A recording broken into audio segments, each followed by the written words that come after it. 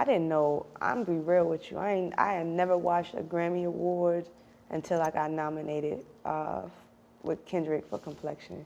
Like, everything I watched was black. NAACP, Soul Train, BET Awards, those are the joints that I wanted. Right. I never ever dreamed of like having or wanting or thinking I needed a Grammy Award. Like, I spoke about, the famous picture of Lauren holding, all the joints, but I was just like, oh, it's dope. Like, she got this award too from BET, but it was all the black awards that I was like, yo, I can't wait for the day that I get to perform on that. Like, me performing at this year's BET Awards was a moment for me because I always dreamed about that. Like, being nominated, winning an award one day. Like, that's what I put my stock into, and then I got into business, and somewhere along the line, I let myself, here in the industry talk about, Grammys, that's the biggest award you can get in music. So I was like, oh, I never knew that, So everybody, put so much weight on it. I was like, oh, okay, we need that. But still to this day, it's still the black ones that mean the most to me.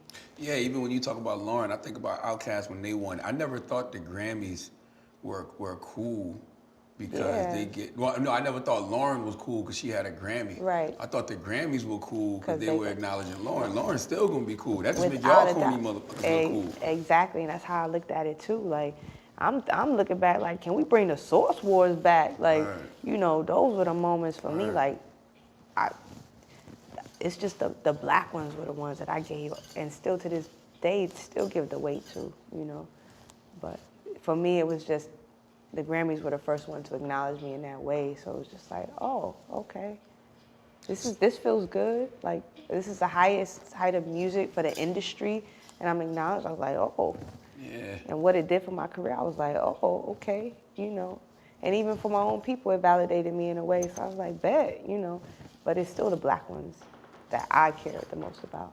Here's another question just for conversation. If the Grammys' opinion, right, continues to hold weight in our culture despite our criticism, how do you think they should go about being more educated and making better decisions when considering hip-hop categories? When it comes, for one, I think they've kind of started to do it, right? I've heard that there are committees within all genres of the Grammys, country, rock, R&B and soul, as well as hip hop, where they have people from the culture to kind of come and, make sure that it's represented in the right way. So I think one, educating ourselves on the Grammy process and how it works first. Like, how does the Grammy work? How does voting work? Who gets to vote? You know what I'm saying? So for one, I think it's mainly us, if they have these committees that get to say what's nominated. But I think in the grand scheme of things, what wins, that's open up to every single body, every single genre. And I think the problem a lot of times that happen is you got somebody in country and whoever that can vote for hip hop. And if they not in the culture, they're gonna go off name recognition automatically. Lil Nas X getting that now. Exactly. So maybe a solution is,